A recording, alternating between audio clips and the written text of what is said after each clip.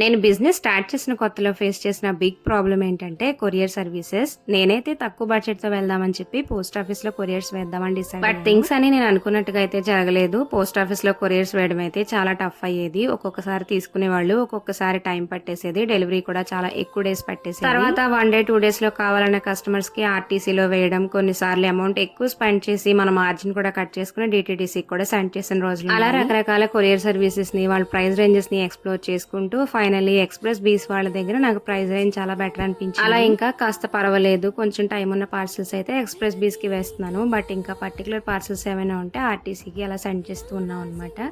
So ఇవన్నీ explore చేసి వెళ్తూ వెళ్తూ నేర్చుకున్నవే. మనం స్టార్ట్ చేసినప్పుడే అన్నీ తెలియాలనుకుంటే అస్సలు తెలియవు.